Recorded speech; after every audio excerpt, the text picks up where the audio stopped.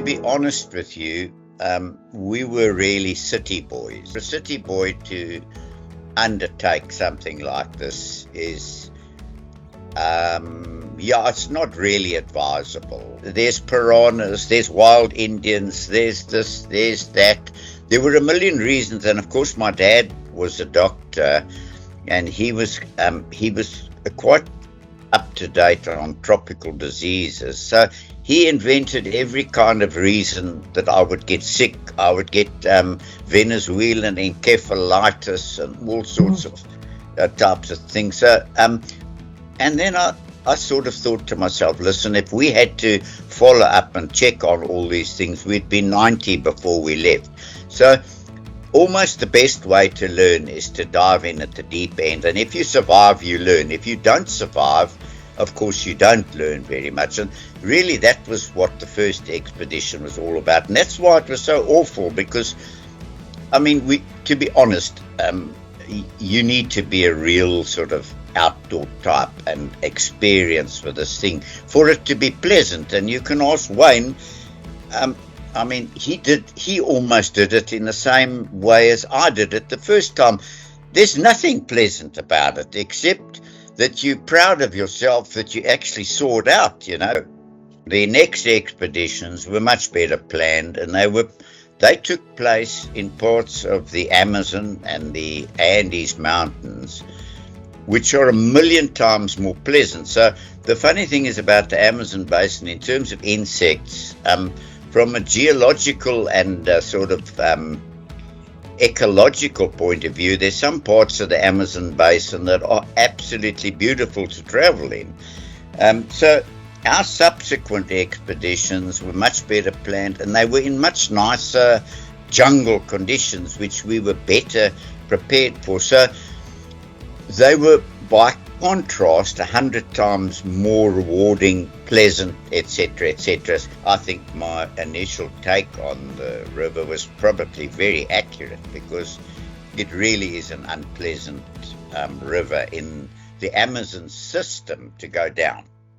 How I got involved with it is when I heard about the trip, naturally I reached out to Prof and I sort of said, you know, like, I'm excited and I hope it goes well. And you start dropping hints, you know, so what are you doing to record it? What are you doing for power? What are you doing for this? Oh, did you know you can do this? And sort of dropping a few hints every now and again. And I think eventually either I wore down Kurt or he just got fed up with me and he said, well, listen, do you want to come along? And then I was all in. Told my wife, she's not particularly pleased, but I've got a very amazing wife who is sort of doesn't say no to a lot of things, and sort of with a skeptical eye supported me. And then the rest is sort of history. And obviously the initiative behind it, I fully support, being climate change, and specifically this aspect of it being a borderless fight. So I think, you know, you've probably heard me say before and in the webinar that a lot of developed countries were built taking advantage of all of their natural resources. And now that they're developed, now they want the developing countries to protect their resources, but it hinders their ability to sort of uplift themselves from a wealth creation and accumulation perspective. So if we want Brazil to maintain the Amazons, or South America to maintain the Amazons as we sort of know it today and as it has been in the past, everyone needs to support those countries in maintaining it. You can't just leave it up to these developing countries to do that. So that I fully support. And then being a researcher, I really appreciate and sort of believe in the importance of accountants and how they can sort of accelerate the process of companies becoming more environmentally responsible and sustainable. And then the last part is just the pure adventure of it. I mean, where else will you get the opportunity basically to paddle through a frontier place, not knowing too much about it and just seeing what happens? Can I tell you something, that paddling like we did, it's like walking in the mountains. You only have to do X amount and you get functional. So I did not do 1 minute of training, except for my normal training, which is mostly walking and weights. And, you know, so I do sort of an army set of gym things, you know. So the arms are strong, the cardios are good, and my best preparation was that I sort of knew I'm not going to enjoy this thing, and that's completely true. And I sort of knew, look, I'm in for this. I'm not quite sure what I'm in for, but I knew it's not going to be pleasant, and almost I really worried about being unpleasant to my fellow travelers. By the way, it reminds me of what Mark Twain said, and that is that I think Mark Twain said, look, sometimes I stretch the truth a bit, but mostly I tell the truth.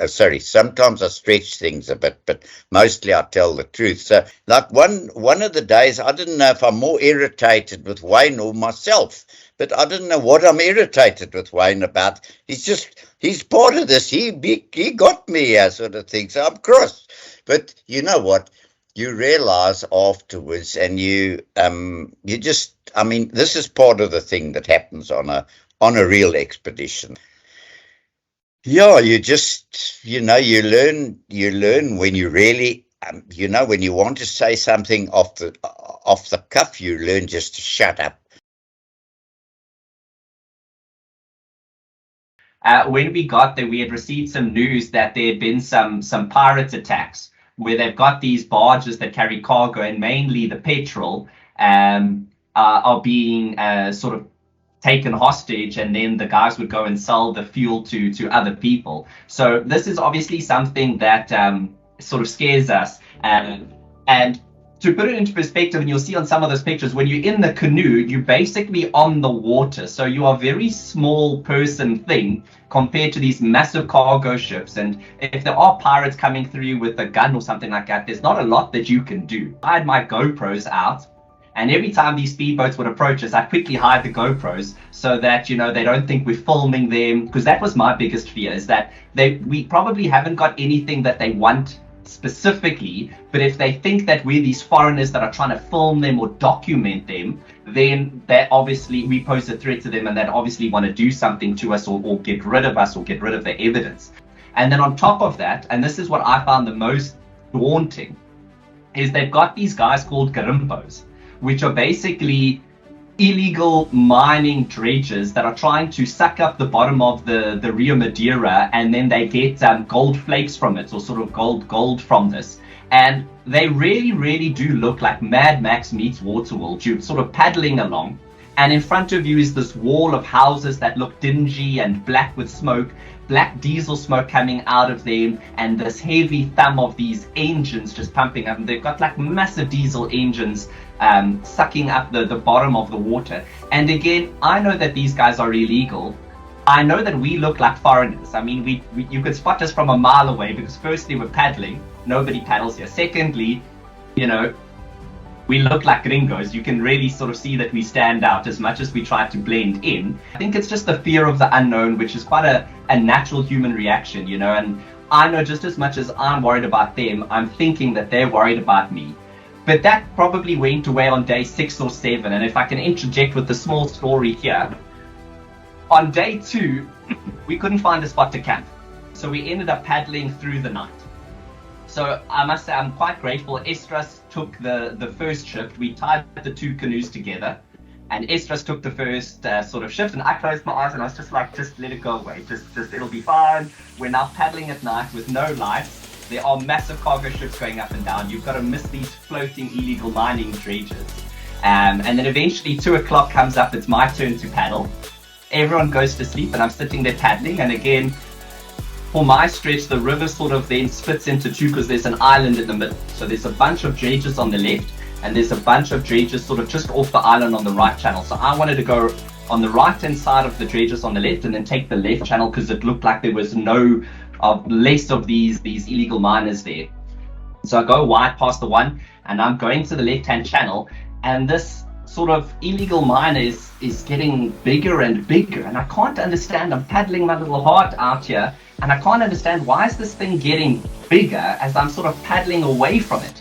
And obviously being late at night and it's sort of you being tired, I didn't realize this thing was actually moving.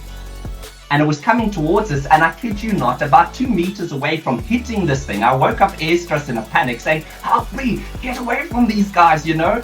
And we quickly paddled, and we literally missed this floating houseboat by inches. In this space, the forest on the banks is mostly intact because the deforestation is going on inland. So if you are paddling along the river banks, the forest looks intact from what you can see in the canoe. In the second half of the trip, strangely enough, now the illegal gold miners disappeared to a large extent, but what must have happened is that they almost had a state-driven project to establish cattle ranching in the Amazon. So these riverside cattle ranches, what's happened is they've felled the jungle there and stocked them with things like these Indian water buffalo and that. But obviously, a person can't be 100% sure, but these animals looked in abjectly poor condition, and it's hard to believe if one looks at the rundown condition of the farm buildings, the poor individuals staring out of these rundown shacks and everything, that this cattle ranching could be a great commercial exercise. So that was the one aspect that I noticed had changed. So a lot of the riverside jungle had been felled. So those were probably the two observations in terms of deforestation.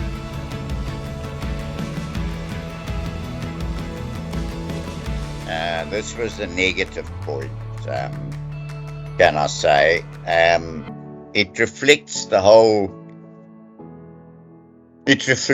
whole conversation about climate change, is that despite the very best efforts of WITS, despite the very best efforts of SAICA, despite all the programs we launched, etc., we have been largely unsuccessful raising funds for the reforestation project.